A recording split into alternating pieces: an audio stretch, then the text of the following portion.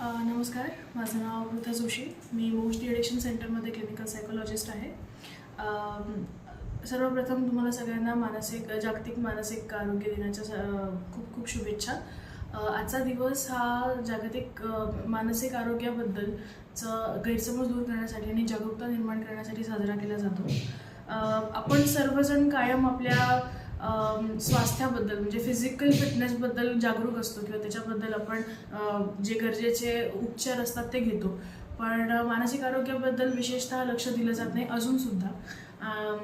ताण, नैराश्य ह्या गोष्टी आजकाल खूप वाढत चालल्या आहेत. त्याच्यामुळे त्याच्याकडे वेळेवर लक्ष दिलं गेलं, जसं आपण डायबिटीज, BP ह्या गोष्टींकडे लक्ष देतो आणि देणं गरजेचं समजतो, तसंच मानसिक स्वास्थ्याशी रिलेटेड ज्या काही तक्रारी असतील किंवा जे काही ताण असतील त्या ताणांवरती पण तेवढंच लक्ष दिलं तर आपलं जीवन पुढे निरोगी राहण्यास मदत होते, अधिकाधिक मदत होते.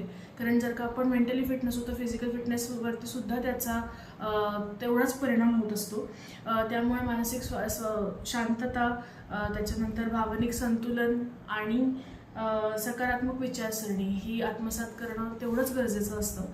सो ह्या दिवशी सगळ्यांना माझी ही नम्र विनंती आहे की तुम्ही सगळ्यांनीही आपल्या मानसिक आरोग्यासाठी म्हणून त्याच्याकडे लक्ष द्या आणि त्याच्यासाठी निगडीत असलेली काहीही मदत लागेल तर ती मदत नक्की घ्या. धन्यवाद.